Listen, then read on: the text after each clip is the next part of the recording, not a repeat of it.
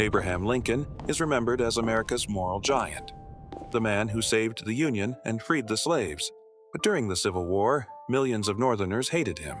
Newspapers called him a tyrant, a butcher, even an ape in a stovepipe hat.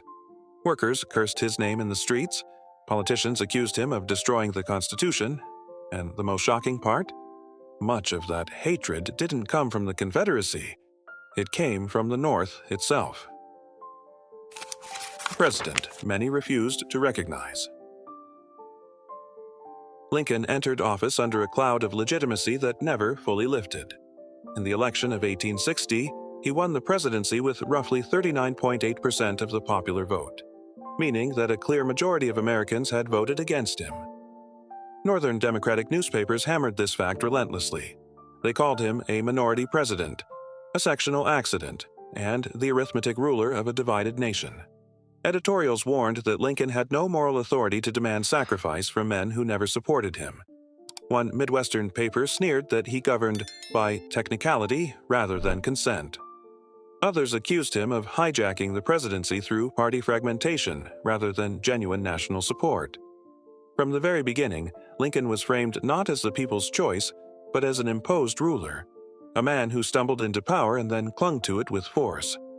As the war escalated, this narrative hardened. Every battlefield loss, every tax increase, every draft notice was presented as evidence that a president rejected by most voters was now forcing the country to bleed for his personal vision. Would you accept a war led by a president most of the country never wanted in the first place? Mocked as a freak, an ape, and a political monster. The Northern press did not stop at policy criticism. It went straight for humiliation. Lincoln's physical appearance became an obsession. He was described as a misshapen giant, a prairie baboon, a long-armed gorilla, and a hideous joke played on the presidency. His stovepipe hat was mocked as a crown, his lanky body as proof he was unnatural, unfit, unpresidential. Political cartoons portrayed him swinging from trees, drooling over power, or trampling the Constitution underfoot. Some showed him as King Abraham I, ruling by bayonet and decree. Others depicted him with blood-soaked hands, standing atop piles of Northern corpses.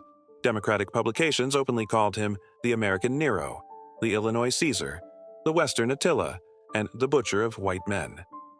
These images were not fringe attacks. They were mass-consumed propaganda, displayed in shop windows, passed hand to hand, discussed in taverns and churches. Over time, Lincoln's face became synonymous not with leadership, but with mockery, cruelty, and death. Can any leader survive when the public is trained to see him as something less than human? Hatred in his own backyard. Perhaps the most bitter opposition came from Lincoln's own region. Illinois, Indiana, and Ohio became hotbeds of anti-Lincoln sentiment. Peace Democrats accused him of betraying the original purpose of the war, restoring the Union, and transforming it into a radical social revolution. After the Emancipation Proclamation in 1863, outrage intensified. Local legislatures passed resolutions condemning the decree as an unconstitutional usurpation of power. Public meetings denounced Lincoln as a greater danger to liberty than Jefferson Davis. Newspapers in Chicago accused him of deliberately prolonging the war to expand executive authority. In some speeches, Lincoln was openly called a dictator in homespun clothing and a man willing to burn the Constitution to rule over ruins. The fact that this rhetoric came from his home state, from people who once supported him, was devastating. It revealed a deeper fracture. The North was tearing itself apart from within. What does it say about a leader when his own neighbors turn against him? Branded a dictator who crushed the Constitution. Lincoln's use of emergency powers fueled paranoia and rage. The suspension of habeas corpus became the centerpiece of opposition attacks. Democratic editors warned readers that America had crossed into tyranny, claiming the Republic was now ruled by military law instead of constitutional law. Journalists arrested under military authority were paraded as proof that free speech was dead. Critics asked whether Lincoln had become a king in all but name. In pamphlets and editorials, he was described as a despot, drunk on emergency powers, a president who governs by fear, and a traitor to the founder's vision. The argument was simple and terrifying. If Lincoln could silence newspapers during war, what would stop him from doing so during peace? To many Northerners, the idea that he was saving democracy sounded absurd. They believed he was dismantling it. The arrest that turned fear into proof. The arrest of Clement Vallandigham confirmed the worst suspicions of Lincoln's critics. Vallandigham, a vocal peace Democrat, openly attacked the war and accused the administration of destroying constitutional government. His arrest, trial by military tribunal, and conviction for speeches sent shockwaves through the North. When Lincoln banished him to Confederate territory instead of imprisoning him, critics mocked the decision as theatrical tyranny. Newspapers wrote that Lincoln had exported free speech like illegal goods. Vallandigham was compared to political prisoners of European autocracies, while Lincoln was branded the jailer president. The episode radicalized opposition. The message was clear: dissent was dangerous. Speak too loudly, and the government might come for you. A rich man's war and a poor man's fight.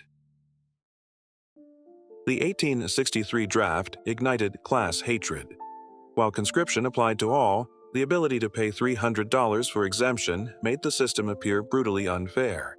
Working-class families saw the law as proof that the poor were being sacrificed while the wealthy stayed safe. In New York City, resentment exploded into violence. Mobs cursed Lincoln by name, attacked draft offices, and burned buildings. Effigies of the president were reportedly destroyed. Protesters shouted that Lincoln was feeding Irish and German boys into the slaughterhouse. To many laborers, Lincoln was no longer a distant statesman. He was the man who took their sons and offered nothing but grief in return.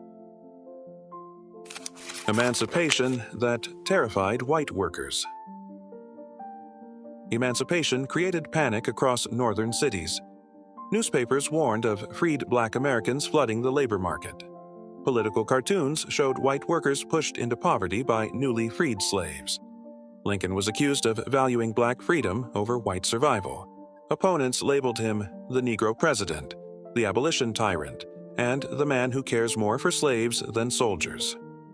Even Union soldiers wrote home questioning why they were dying for a cause they never enlisted to fight for. Fear, racism, and economic anxiety merged into a powerful force, and Lincoln stood at its center. Attacked from every direction. Ironically, Lincoln was also despised by radical Republicans. They accused him of weakness, hesitation, and moral cowardice. To them, he was too gentle with the South, too cautious with emancipation, too obsessed with compromise. This left Lincoln isolated. To one side, he was a blood-soaked tyrant. To the other, a timid politician afraid to finish the job. Rarely has an American president been so thoroughly hated by such different groups at the same time.